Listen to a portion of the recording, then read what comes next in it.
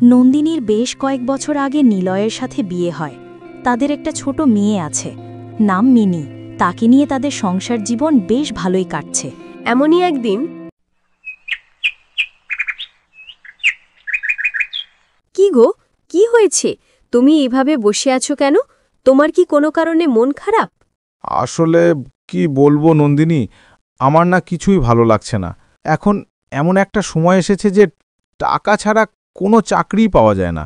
আমাদের এত বড় সংসার, মেয়েটার পড়াশোনা, বাবা মায়ের কত কিছু লাগে, আর তুমি তো আমার স্ত্রী, তোমাকেও সময় মতো কিছু দিতে পারছি না। এই যন্ত্রণার সহ্য হচ্ছে না আমার। কবে একটা চাকরি পাবো তাও জানি না। তুমি এত কিছু নিয়ে ভেবো না, দেখবে বিধাতা তোমার জন্য ভালো কিছুই রেখেছেন। হয়তো এখন তোমার পরীক্ষা নিচ্ছেন। আর তাছাড়া তুমি তো আগে চাকরি করেছ, এমন তো না যে কখনোই চাকরি পাওনি। তুমি চিন্তা করো না, দেখবে তুমি এর চেয়েও ভালো চাকরি পাবে। জানি না কি হবে, কিন্তু আজকে একটা কোম্পানিতে ইন্টারভিউ দিতে যাচ্ছি। দেখি কি হয়। ওই কোম্পানিতে আমার এক বন্ধু চাকরি করে। ও বলল আমার জন্য চেষ্টা করবে। যদি ভাগ্যে থাকে তাহলে চাকরিটা হয়ে যেতে পারে, কিন্তু তারপরেও খুব চিন্তা হচ্ছে। যদি কোনো কাজ না পাই তাহলে কিছুদিন পর না খেয়ে থাকতে হবে। যাই হোক, আমার এখন যেতে হবে। তুমি বাবা মায়ের খেয়াল রেখো, তারাও খুব চিন্তায় আছে। তুমি তাদের নিয়ে এত ভেবো না, মন দিয়ে ইন্টারভিউটা দিয়ে এসো। এত কিছু নিয়ে ভাবলে তো কোনো কিছুতেই সফল হতে পারবে না। যাও, বেশি দেরি করো না। এই কথা শুনে নিলয় আর কিছু না বলে চলে যায়। কিছুদিন কেটে যাওয়ার পর নিলয়ের ফোনে কল আসে। তাকে জানানো হয় সে চাকরি পেয়ে গেছে। এই খবর শুনে নিলয় খুব খুশি হয় এবং বাবা মায়ের কাছে গিয়ে সমস্ত কথা বলে। আমরা খুব খুশি হয়েছিলে বাবা, তোকে এত চিন্তিত দেখতে ভালো লাগছিল না। বিধাতার কাছে অনেক দোয়া পড়েছি তোর জন্য। তুই অনেক পরিশ্রমী ছিলে। বাবা, তোর কাজের কোনো অভাব হবে না। হ্যাঁ নিলয়, আমিও খুব খুশি হয়েছি। কিন্তু শোন, খুব সাবধানে কাজ করবি। কোনো খারাপ লোকের সঙ্গে মিশিস না। অনেক মানুষ আছে যারা অন্যের ভালো দেখতে পারে না। ঠিক আছে বাবা, তোমরা চিন্তা করো না, আমি সাবধানে থাকব। আর তোমাদের কি কিছু লাগবে? আমি কিছুক্ষণ পর বাইরে যাব, তখন নিয়ে আসতাম। না রে বাবা, এখন আমাদের কিছুই লাগবে না। তুই এখন একটু নিজেকে নিয়ে ভাব। এতদিন তো চিন্তায় চিন্তায় মুখটা শুকিয়ে ফেলেছিস। ঠিক আছে মা, আমি তাহলে এখন আসি।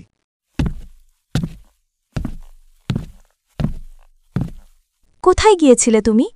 এত ভালো একটা খবর পেলাম, একটু তো আমাকে সময় দিতে পারতে। কত দিন ধরে অপেক্ষায় ছিলাম এই দিনটার জন্য, তুমি কি সেটা জানো না? তুমি রাগ করছো কেন? আমি তো বাড়িতেই ছিলাম। আসলে এত ভালো একটা খবর বাবা মাকে না জানিয়ে শান্তি পাচ্ছিলাম না, তাই তাদের কাছে তাড়াতাড়ি গিয়ে জানিয়ে আসলাম। এখন তো তোমার কাছে এসেছি, যত কথা বলার এবার বলো। আমি আমার একমাত্র বউয়ের সব কথা শুনব। প্লিজ, তুমি আজকের দিনে রাগ করো না। তুমি এমনভাবে কথা বলো, তোমাকে আর কিছুই বলতে পারি না। যাই হোক, তুমি যেহেতু চাকরি পেয়েছ, তাই আমি মায়ের কাছে যাব। ওদেরও বলতে হবে, আর সবাইকে মিষ্টি খাওয়াতে হবে। ভাই ভাবি খুবই খুশি হবে। এভাবে তারা কথা বলতে বলতে খুশিতে দিন কাটাচ্ছিল। নিলয় চাকরি পাওয়ার পর থেকে তাদের সংসারের আর্থিক অবস্থা ধীরে ধীরে ভালো হতে শুরু করে। হাসি আর খুশিতে তাদের দিন কাটছিল। নন্দিনী, তোকে তো আমি কতবার বলেছি যে নিলয়কে নিয়ে আমাদের বাড়ি থেকে ঘুরে আসিস। তুই কেন গেলি না মা? আমি কতক্ষণ ধরে অপেক্ষায় ছিলাম। আর বলো না মা, এখন নিলয় খুব ব্যস্ত, তেমনভাবে সময় পাচ্ছে না। আর তাছাড়া জানোই তো, বাড়িতে দুইটা বুড়ো শ্বশুর শাশুড়ি আছে, তাদের জ্বালায় তো আর কিছু করা যায় না। সারা দিন শুধু এটা চায় ওটা চায়, আমার আর সহ্য হচ্ছে না এসব। কতবার তোমার জামাইকে বলছি আমাকে নিয়ে শহরে থাকো, মাসে মাসে তোমার বাবা মায়ের কাছে না হয় টাকা পাঠিয়ে দিও, কিন্তু সে তো আমার কোনো কথাই শুনছে না। কি করব এখন বলো তো মা? তোর কথা নিলয় কেন শুনবে না? প্রত্যেক স্বামীরই বউয়ের কথা শুনে চলতে হয়। কেউ যদি তা না করে তাহলে তার ফল কোনোদিনই ভালো হয় না। শোন, এভাবে তো আর চলতে পারে না। তোকে কিছু একটা করতেই হবে। তোর সংসার, তোর স্বামী, তোকে তো নিজের করে বুঝে নিতে হবে। আজকে নিলয় বাড়িতে ফিরলেই বলবি যে সংসার আলাদা করতে চাস, আর তার বাবা মায়ের সঙ্গে থাকবি না। তোদের ছোট একটা মেয়ে আছে, তার ভবিষ্যতের কথাও তো চিন্তা করতে হবে। এমনভাবে যদি বাবা মায়ের জন্য সব শেষ করে দেয় তাহলে তো কিছুই হবে না তোদের। ঠিক বলেছ মা, আমার মিনির জন্য হলেও আমার সংসারটা আলাদা করতে হবে। জানো তো মা, সব সময় শুধু মা বাবার কথা ভাবে, আমাদের দুই মা মেয়েকে কোথাও ঘুরতে নিয়ে যায় না, বাইরের কোনো ভালো মন্দ খাবারও খাওয়ায় না। এভাবেই নন্দিনীর মা তাকে নানা রকম কথা শিখিয়ে দেয়। বেশ কয়েক ঘন্টা নন্দিনীর কাছে থেকে সে বাড়িতে ফিরে যায়। বৌমা, নিলয় কোথায়? ও কি অফিসে চলে গেছে? ওর সাথে আমার কিছু কথা ছিল। ওর সাথে এত জরুরিভাবে কি কথা বলবেন মা? আমাকে বলুন, ও ফিরলেই আমি বলে দেব। আসলে বৌমা, আমাদের দুইজনেরই ওষুধগুলো শেষ হয়ে গেছে, তাই নিলয়কে বলতে আসলাম একটু তাড়াতাড়ি ওষুধগুলো লাগবে। পারলে তুমি একটু কল করে বলে দিও বৌমা, ও যেন ফিরার পথে নিয়ে আসে। আচ্ছা মা, আপনাদের কি বসে বসে 3 বেলা ভাত খাওয়া আর ওষুধ খাওয়া ছাড়া কোনো কাজ নেই? সব সময় এত আপনার ছেলের টাকা খরচ করতে চান কেন? ওর তো একটা পরিবার হয়েছে। এখন তো শুধু আপনার জন্য ভাবলেই হবে না মা, ভবিষ্যতের জন্যও তো কিছু ভাবতে হবে। আপনাদের দুইজনের পিছনে কত টাকা খরচ হয়ে জানেন? একটু কষ্ট করতে শিখুন। ছেলের ঘাড়ে ভর করে আর খাবেন না দয়া করে। এমন কথা শুনে রহিমা বেগম অনেক কষ্ট পায়। সে বুঝতে পারেনি যে তার বউমা তাকে এভাবে অপমান করবে। সে আর কিছু না বলে সেখান থেকে চলে যায়। এমনভাবেই আরও কিছুদিন অতিবাহিত হয়। শোনো, আমি আর এভাবে আমার সংসার নষ্ট করতে পারবো না। আমি চাই তুমি আমাকে আর মিনিকে নিয়ে শহরে গিয়ে থাকো। তোমার বাবা মাকে যতটুকু পারবে মাসে টাকা পাঠাবে, আমার কোনো সমস্যা নেই। কিন্তু আমি আর এ বাড়িতে থাকতে পারবো না। আর তাছাড়া মিনিও তো বড় হচ্ছে, ওকে ভালো কোনো স্কুলে ভর্তি করতে হবে। ওর ভবিষ্যতের কথা চিন্তা করেই আমাদের শহরে গিয়ে থাকা উচিত। আমাদের বাড়িটা তো এমন কোনো গ্রামে নয় যে এখানে স্কুল কলেজ নেই। এখান থেকেই মিনি ভালোভাবে লেখাপড়া করতে পারবে। এই অজুহাতে আমি আমার বাবা মাকে একা ফেলে কোথাও যেতে পারবো না। আগেও তোমাকে বলেছি, এখনও বলছি, আমি আমার বাবা মাকে ছেড়ে কোথাও যাব না। তুমি কি বুঝতে পারছো না? আমি ছাড়া আমার বাবা মায়ের আর কে আছে বলো? আমি না থাকলে ওরা দম বন্ধ হয়ে মারা যাবে।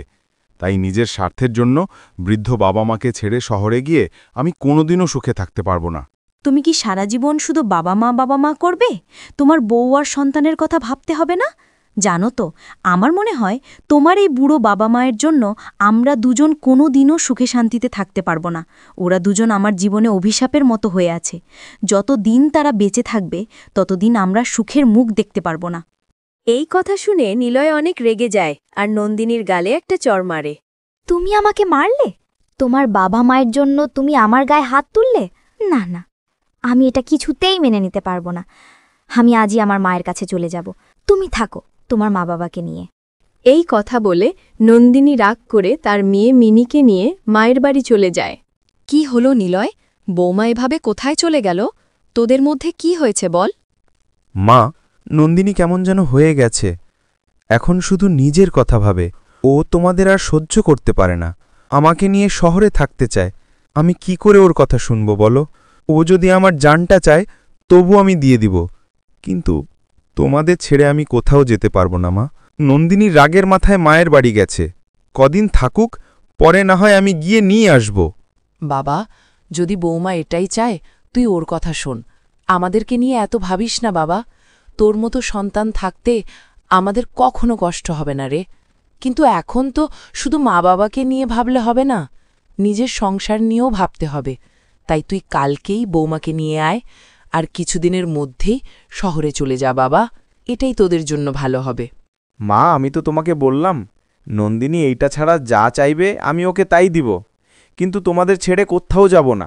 তুমি এটা নিয়ে এত ভেবো না মা, সব ঠিক হয়ে যাবে। তুমি এখন ঘরে যাও।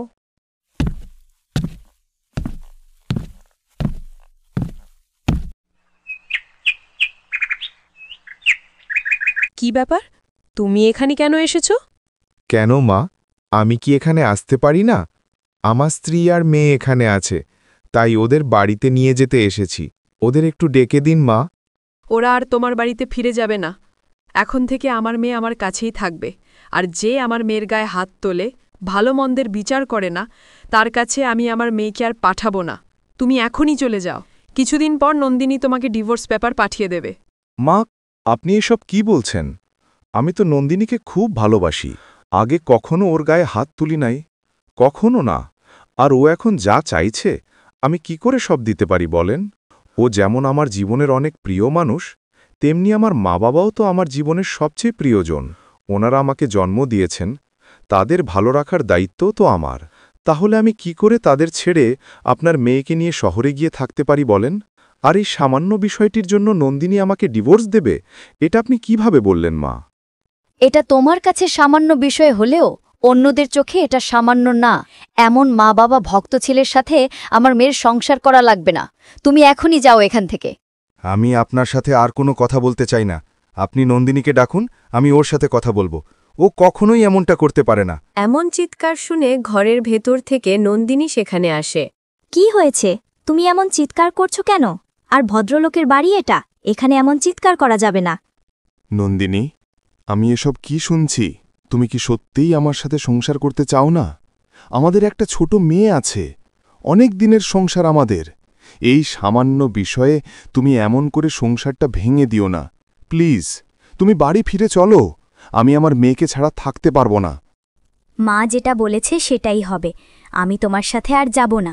আমি আমার মেয়েকে নিয়ে সারা জীবন এখানেই ভালো থাকব। তুমি চলে যাও এখান থেকে। যে আমার কোনো কথা শোনে না তার সাথে আমি কিছুতেই সংসার করব না।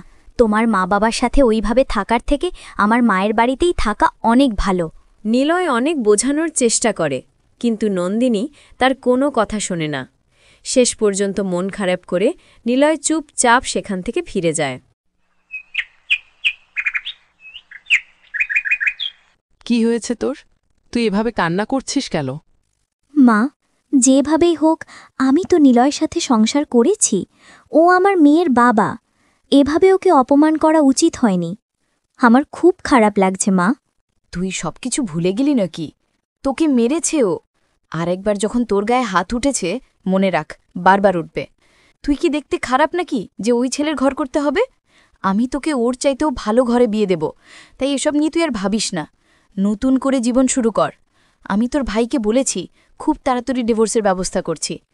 এই কথা বলে নন্দিনীর মা চলে যায়।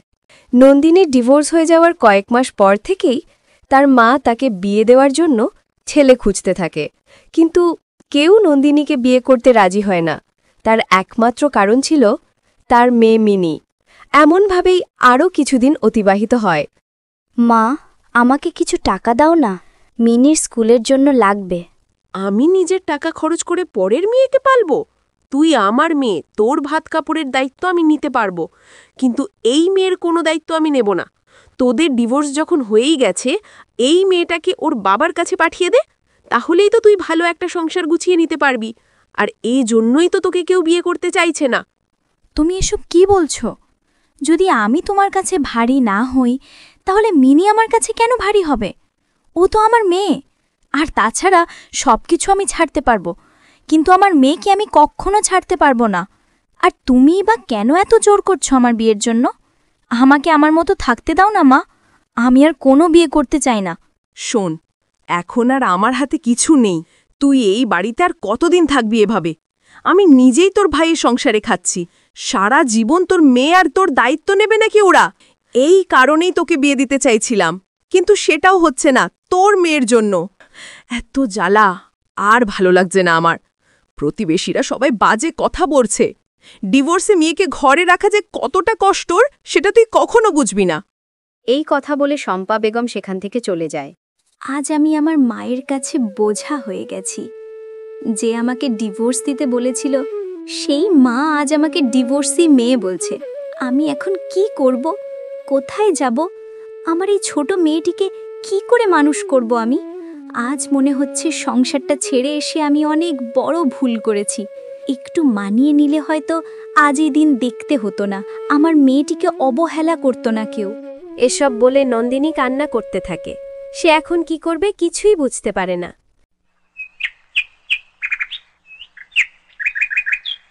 কি গো নবাব নন্দিনী, এভাবে আর কতক্ষণ বসে থাকবে?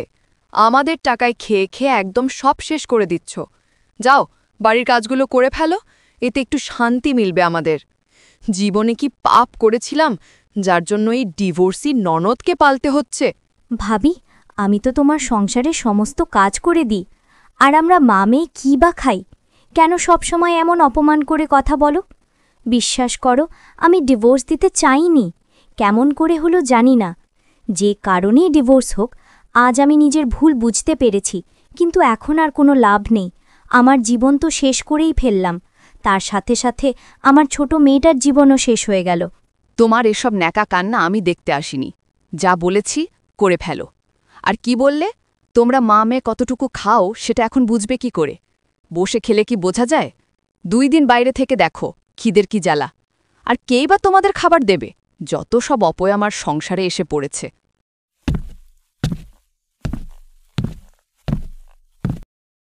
মা, এ কি?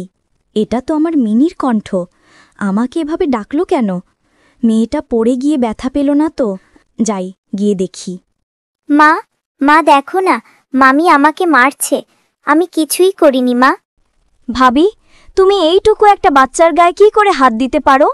ও কি এমন অন্যায় করেছে যে তুমি ওকে মারছো? মারব না তো কি, মাথায় তুলে নাচাবো তোমার মেয়েকে নিয়ে? আমি ঘরে নেই বলে আসে দেখি ফোনটা নাড়াচাড়া করছে। যদি হাত থেকে পড়ে ভেঙে যেত তাহলে আমাকে ফোনটা ওর বাবা কিনে দিত। যে মেয়ে অন্যের ঘরে ঢুকে চুপি চুপি কোনো জিনিসে হাত দেয় সে তো একটা চোর, যখন তখন যা ইচ্ছে চুরি করতে পারে।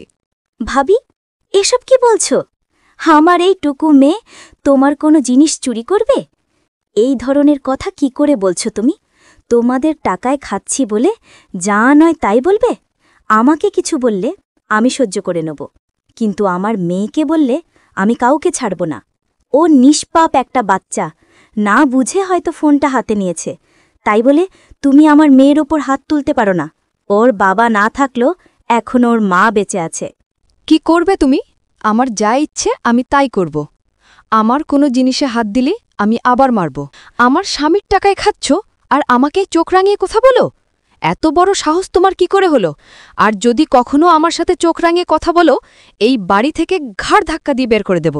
তখন এই মেয়েকে নিয়ে রাস্তায় রাস্তায় ভিক্ষা করে খেতে হবে। এখন তো আমাকে এমন কথা শুনতেই হবে, কারণ জীবনের একটা ভুলে সারা জীবন পস্তাতে হয়। কিন্তু যাই হয়ে যাক, যদি আমাকে ভিক্ষা করেও খেতে হয় তবুও ভালো, কিন্তু চোরের অপবাদ নিয়ে আমি আর একদিনও এখানে থাকব না। হ্যাঁ, তাই যা, তাহলে আমার মাথা থেকেও একটা বোঝা কমবে। সারা জীবন তোকে বসিয়ে খাওয়াতে পারবো না। ভেবেছিলাম ভালো কোনো ঘরে বিয়ে দিতে পারবো, কিন্তু সেটাও তো হলো না। তাই এ বাড়ি থেকে চলে গেলে আমরা সবাই শান্তি পাব। মায়ের মুখে এমন কথা শুনে নন্দিনী আর কিছু না বলে মিনিকে নিয়ে বাড়ি ছেড়ে চলে যায়। মা, আমার খুব খিদে পেয়েছে। আমাকে কিছু খেতে দাও না মা, অনেকক্ষণ হলো কিছু খাই না। তুই মন খারাপ করিস না মা, তোর সাথে আমি আছি, ঠিক একটা ব্যবস্থা করব।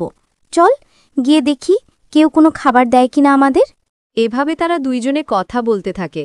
অন্যদিকে নিলয় এখানে কোনো কাজে এসেছিল। সে হঠাৎ নন্দিনী আর মিনিকে দেখে আর তাদের কাছে যায়। কেমন আছো নন্দিনী? আর আমার সোনা মেয়ে, আমার প্রাণ, তুই কেমন আছিস মা? তোকে কত দিন দেখিনি। বাবার কথা কি তোর মনে পড়ে না? হ্যাঁ বাবা, তোমার কথা আমার খুব মনে পড়ে। জানো বাবা, মামি আমাদের বাড়ি থেকে বের করে দিয়েছে। মাকে ওরা অনেক অপমান করেছে। কি বলছিস তুই নন্দিনী? এটা কি সত্যি কথা যে মা তোমার একটু কষ্ট হবে বলে সংসার করতে দিল না, সেই মা তোমাকে আজ বাজি থেকে বের করে দিল? তার ওপর আবার এই ছোট মেয়েটা তোমার সাথে আছে। কি করে পারল এটা? আসলে কি বলো তো, পাপ করলে তো তার শাস্তি পেতেই হবে। ছোট কিছু বিষয় নিয়ে তোমাকে ডিভোর্স দিয়েছি। তোমার বাবা মা আমাকে কত ভালোবাসত, তাদের ছোট করে কথা বলেছি, তাই হয়তো আজ আমার এই পরিণতি।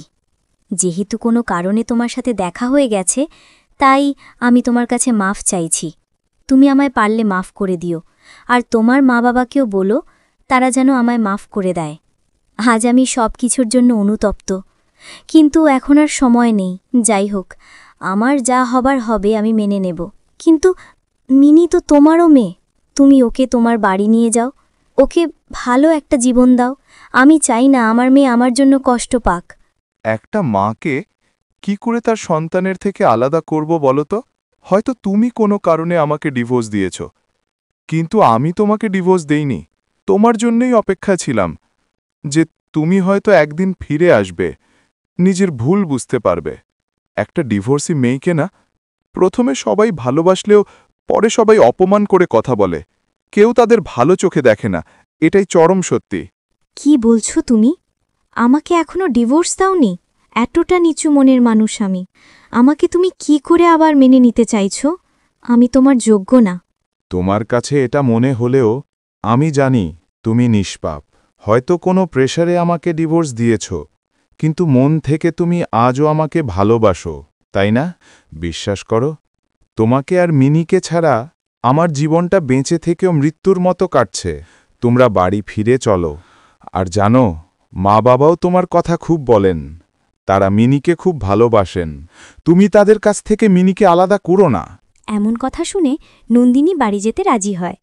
আর কিছুক্ষণের মধ্যেই তারা বাড়িতে ফিরে আসে। তাদের দেখে নিলয়ের মা বাবা খুব খুশি হন। সবাই মিলে আবার আগের মতো সুখে শান্তিতে জীবন কাটাতে থাকে।